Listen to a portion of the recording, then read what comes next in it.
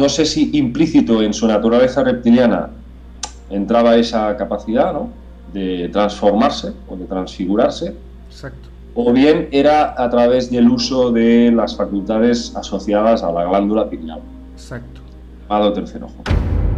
Y una tercera posibilidad, que esta también la contempla el propio David Icke, es que estemos hablando de entidades que están fuera de nuestro espacio físico, de nuestra tercera dimensión, y puedan posesionarse en la mente de ciertas personas. O sea, estaríamos hablando de posesiones. Claro, estas personas tienen muchas personalidades diferentes y en función de lo que ellos quieren, se muestran públicamente de una forma o de otra. Hay ciertos vídeos ahora que circulan por la red, que sale la famosa cantante, la Britney Spears, que de golpe porrazo interrumpe una conversación que está teniendo con su entrevistadora y se pone ahí sonriendo como una gatita, como una niña pequeñita. Si tú estudias un poco los textos sumerios y luego te lees la Biblia, verás que el dios judeocristiano, Yahvé, tiene mucho que ver con el Enlil sumerio. O Enlil, perdón. Tiene mucho que ver, probablemente era la misma entidad.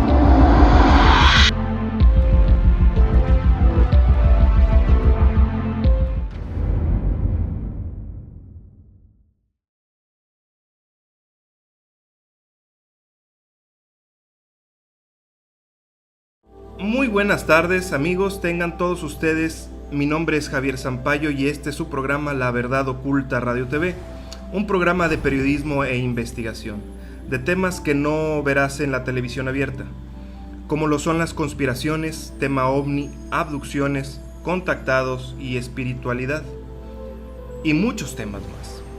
Este día tengo el honor de contar con la compañía de un gran investigador español, creador de la saga de los Anunnaki y una serie de programas llamados La Celda Planetaria.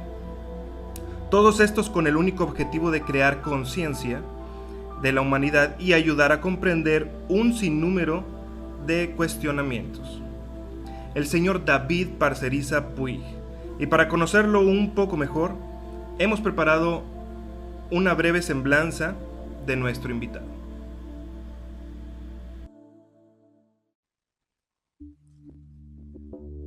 David Parcerisa Puig, investigador, escritor y conferencista, tiene una trayectoria de más de 20 años dedicado al estudio del fenómeno ovni, la parapsicología y los enigmas de las antiguas culturas. Es astrólogo especializado en la lectura kármica a través del estudio de la carta astral. Es un especialista en la cultura sumeria y su interacción con los dioses antiguos, los llamados Anunnaki. David pone como una posibilidad que el ser humano sea producto de una hibridación genética con los homínidos llevada a cabo por esta raza extraterrestre. Según David Parcerisa, el origen de las religiones se encuentra en la manipulación de seres procedentes de otros mundos o planos dimensionales que con su avanzada tecnología se hicieron pasar por dioses o divinidades, creando dogmas de fe basados en un plan para desvirtuar el potencial humano en beneficio de ellos mismos. Así, estando el ser humano desprovisto del conocimiento de sus orígenes, siempre será una marioneta en manos de otros seres que le controlarán en todo momento. Es autor de los libros Los Anunnaki, creadores de la humanidad, e Iluminados por las estrellas. También ha sido ponente en diversos congresos de ciencia y espíritu junto al gran Miguel Celades y en un sinnúmero de entrevistas y conferencias. Es un orgullo para nosotros tener en nuestro programa a David Parcerisa. Buenas tardes, David, ¿cómo te encuentras? Buenas tardes, Javier, encantado de estar aquí. Muy bien, mucho gusto. Excelente. De antemano te agradezco por ese gran esfuerzo que realizas con esos videos magistrales, editados, musicalizados y narrados para hacernos comprender sobre la primera civilización que existió en la faz de la Tierra. Brevemente, ¿cuánto tiempo te tomó hacer esta mega labor que se compiló en más o menos unas 4 horas de video, información y documentación? Bueno, 2 años, porque empecé en enero del 2011. Wow. Y creo que al cabo de pocos días, una semana o así, del primer vídeo que hice, ya empecé a ver que había mucha afluencia de tráfico y me llamó mucho la atención. No sé si es que quizás cosas del destino, incidí en un tema o abrí la caja de Pandora, digamos, porque a nivel sociológico es muy curioso que este interés por nuestros orígenes, por el tema este de los Anunnaki, no estaba hace 25 años atrás o mucho menos. Entonces, bueno, quizás ha sido un poco un conjunto de muchos factores que han hecho que se haya convertido en un éxito a nivel internacional. El hecho es que yo empecé con esto de una forma, bueno, tuve una idea, vi que era muy interesante, digamos, escenificar todas las obras de Sitchin. Y bueno, ya digo, el producto, pues claro, entre la locución, las imágenes, los vídeos y todo el tinglado, la verdad que fue bastante difícil. 2 años, creo que eran 23 capítulos en total. Ahora es momento de empezar también a separar el trigo de la paja. Y todo lo que el señor Zecharia Sitchin había postulado, pues también creo que es momento de no enjuiciarlo, pero sí intentar analizarlo más en profundidad, porque hay muchas cosas que desde luego yo como autor de esta saga tengo que decir que no estoy de acuerdo en muchos aspectos. Sí en la base, pero hay muchas cosas ahí que, bueno, si quieres te lo comento. Claro que sí. Los puntos, digamos, de inflexión, en que no estoy de acuerdo del todo.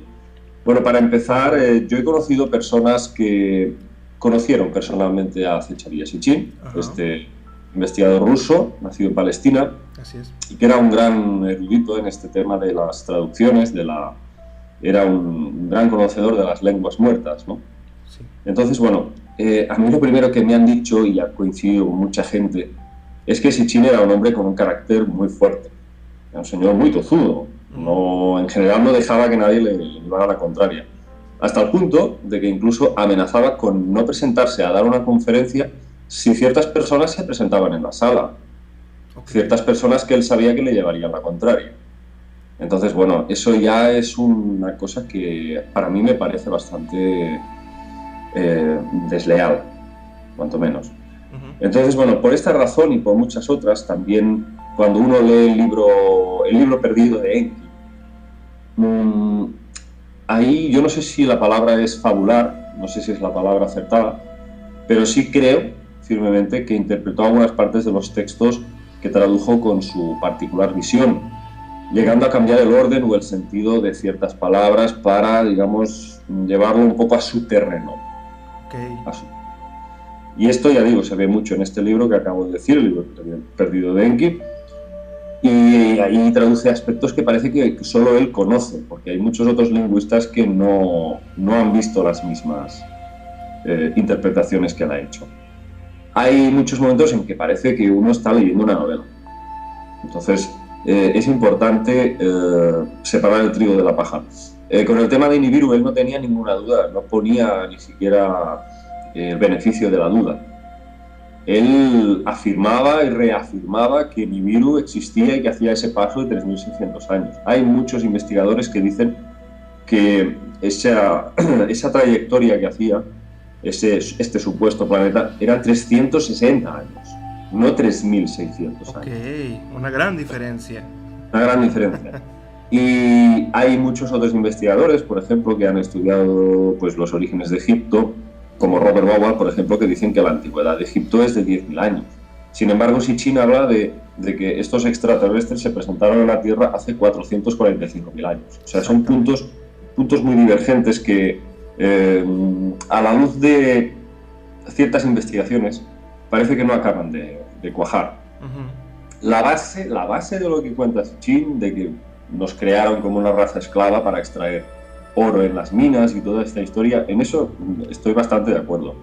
E incluso en la forma en la que él interpreta el proceso de hibridación, ¿no?, que cogieron a estos homínidos y nos crearon, ¿no? Okay. En principio, él decía, otro punto divergente también, él decía que el blanco de este experimento era el Homo erectus. Uh-huh. Yo he hablado con expertos que conocen, yo no soy un experto, lo he dicho muchas veces, no soy un experto en estas cuestiones ni antropológicas ni arqueológicas. Entonces, a mí me han comentado, expertos que he consultado, que no se trataba del Homo erectus, sino del Neandertal. Hay unas ciertas ramas ahí que sí que comparten la parte, digamos, del Homo, pero en otros aspectos no sería posible que pudiéramos venir del Homo erectus en sí mismo. Okay. Entonces, bueno, ahí para mí lo más, el punto en el que más alejado me siento de Sitchin es que él interpretaba que los Anunnaki eran humanos como nosotros. Ajá. Tan solo de eso, pues 2,5 metros, 3 metros de altura, un tamaño considerable. Yo estoy convencido de que estamos refiriéndonos a reptiles humanoides. Estoy convencido casi en un 99%, por no decir que al 100%. A la luz de todo lo que he visto y comprobado en todas las culturas del mundo, sí, hay una evidencia reptiliana que él, Sitchin, omite completamente. No habla de ese tema, nunca quiso hablar. Es más, te voy a contar una anécdota. David Icke, y eso hay testigos de ello, se presentaba ante Sitchin y le decía, pero ¿no te das cuenta que hay todas estas evidencias de la serpiente, de las dos serpientes del Caduceo, de que, por ejemplo, en Babilonia los Anunnaki eran conocidos como Sir, S-I-R, que significa gran dragón o serpiente? Exacto. ¿No te das cuenta de que eran seres metamórficos, que cambiaban de forma, que lo relatan en los textos, que son capaces de cambiar de forma, que eran reptiles, caray? Y el señor Sitchin se levantaba y le decía, lárgate de aquí, no me molestes más. Y eso, sí, incluso en algunos congresos había varios testigos delante. Parece ser que el señor David Icke había sido agraviado bastante. Entonces, bueno, ya digo, era una persona que no se le podía llevar la contraria, así de buenas a primeras. Claro. Y bueno, dos cosas también con las que tampoco estoy de acuerdo con Sitchin, que no son pocas ya. Él consideraba que el nivel tecnológico de los Anunnaki era equiparable o comparable al hombre de finales del siglo XX. Por favor, eso es algo ridículo. No estamos hablando de seres con conocimientos de biomedicina, según dicen los textos, capaces de coger una cabeza humana seccionada y volverla otra vez a reemplazar, con ensamblaje de nervios, etc.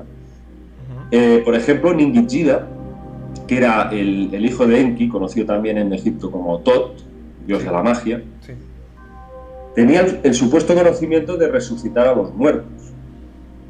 Ajá. O sea, estamos hablando de conceptos avanzadísimos. Sin embargo, el señor Sitchin dice que su tecnología es equiparable a la del hombre de finales del siglo XX. Entonces... Pues no, yo tampoco estoy de acuerdo con eso, entonces. Yo creo que Sitchin interpretaba todo de forma un poco rudimentaria, hasta donde él podía llegar. Aportó mucho a nivel, ya digo, de la hibridación, el proceso en el que los óvulos son fertilizados, son, digamos, reimplantados a las hembras Anunnaki, y ahí salen estas especies. Pero, ya digo, hay muchos puntos en los que, por ejemplo, en el libro perdido de Enki, Sitchin dice que los viajes de los Anunnaki hacia la Tierra eran totalmente lineales, no habla nunca de puertas dimensionales, no habla de la capacidad de, digamos, violar las leyes del espacio y tiempo, sino que es siempre viajes lineales por el espacio, y que incluso sus naves eran capaces de acelerar o desacelerar aprovechando la fuerza gravitacional de los planetas cuando se acercaban, dando vueltas a su alrededor. Iban girando así. Exacto. Cuando querían acelerar o desacelerar. Entonces, bueno, es un poco rudimentario. Como lo dijiste, así es. Y se deja muchas cosas en el tintero. Por ejemplo, la ciudad de Tilmon, de la que habla tanto en sus libros. Una supuesta ciudad, la gran ciudad de los dioses emplazada en el Sinaí. Y era conocida también como la puerta de los dioses. O sea, ya te está sugiriendo que ellos tenían una tecnología que era capaz precisamente de viajar por agujeros de gusano, que conoceríamos como agujeros de gusano. Exacto.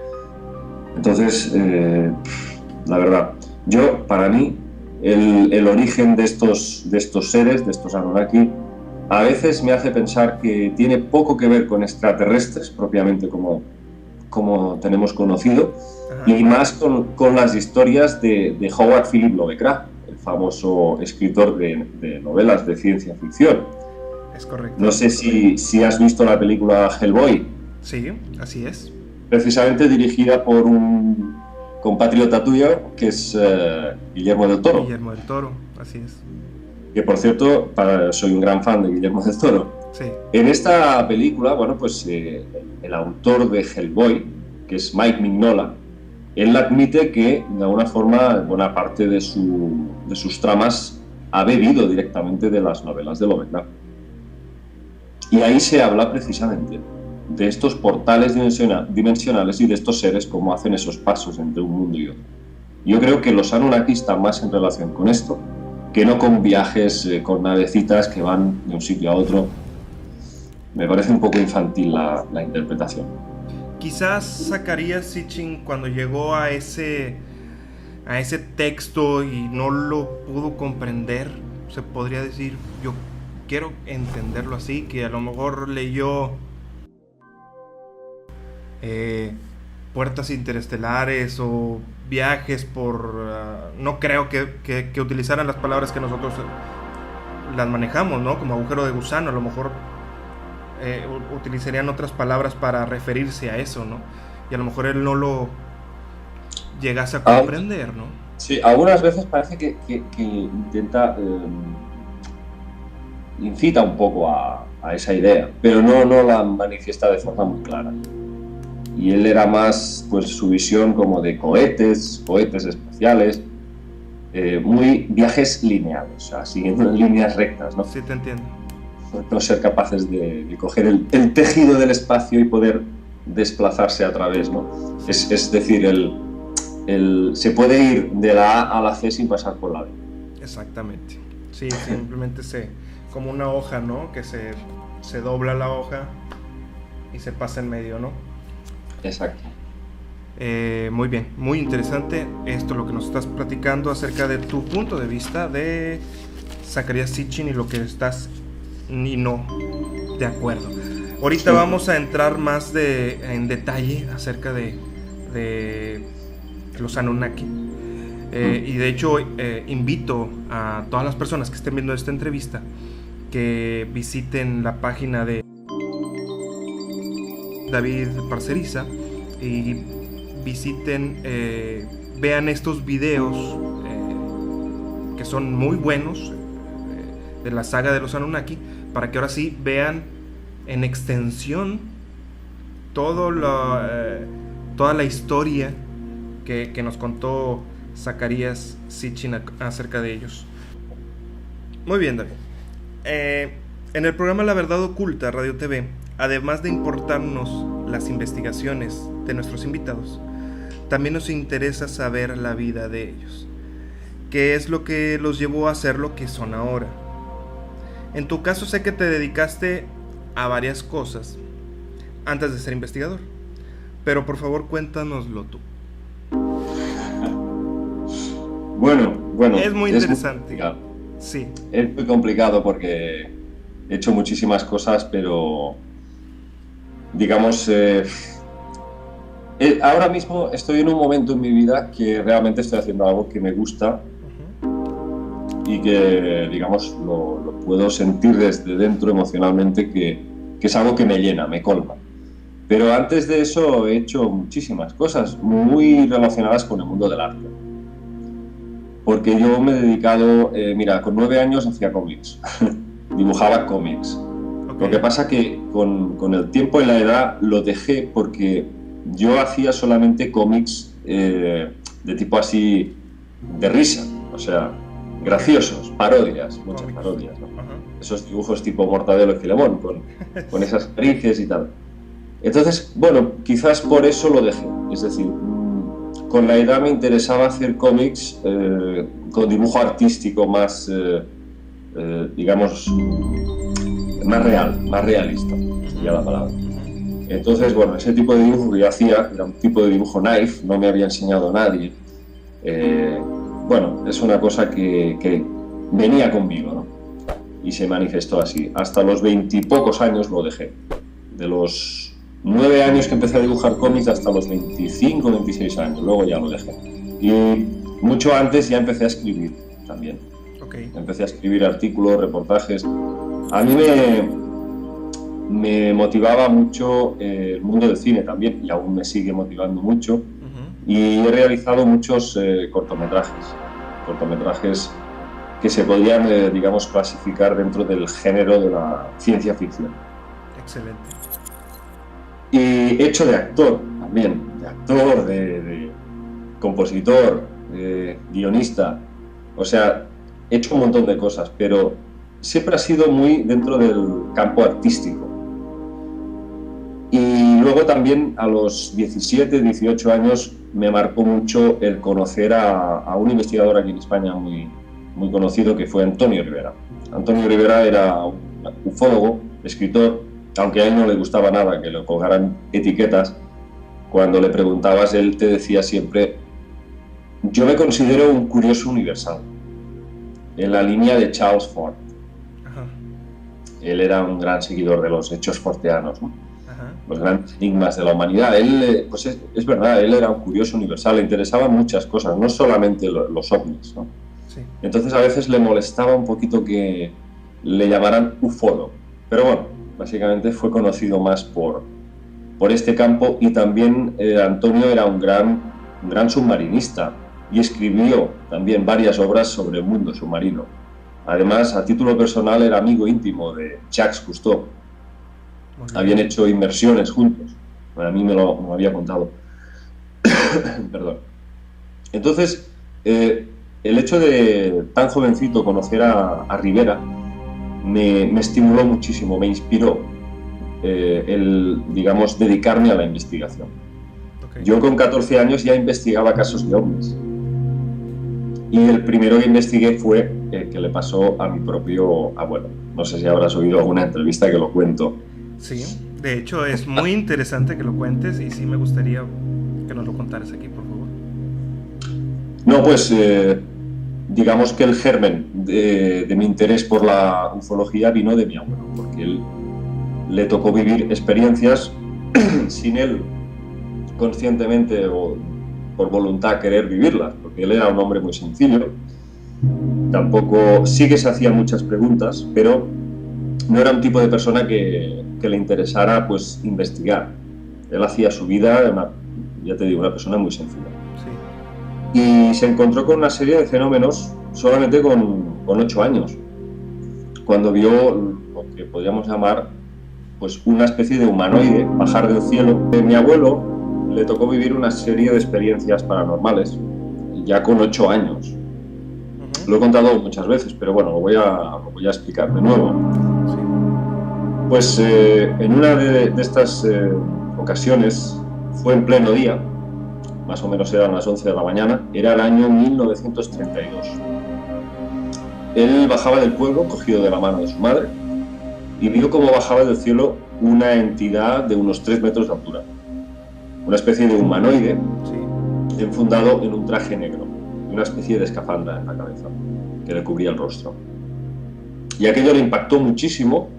El ser no produjo ningún tipo de ruido, bajaba silenciosamente, posición horizontal del cielo, y pudo ver cómo se escondía detrás de una vieja casa. No, él creyó que se oiría una estampida y no pasó nada. Y aquello le dejó pues completamente conmocionado. Y ya para el resto de su vida empezó el hombre a cavilar, ¿no? A hacerse preguntas. Entonces, ya digo, años después vinieron lo que podemos llamar experiencias de visitas nocturnas, visitantes de dormitorio. Exacto. Y ahí es cuando pues, la cosa se complica y ya de anciano le extraen incluso un objeto muy, muy raro,